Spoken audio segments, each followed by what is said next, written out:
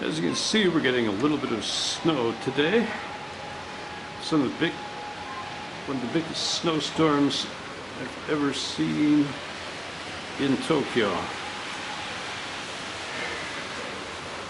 A lot of snow.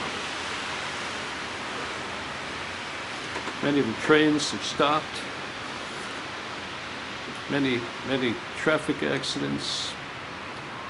People are not used to driving in the snow here.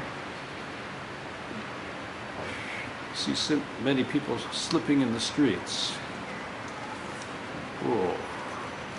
Not so cold, it's kind of a very wet snow, but staying on the ground, which is highly unusual for this part of the world.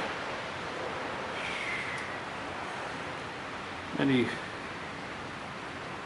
flights have been canceled. I think Haneda, which is straight over there, has been closed for the night.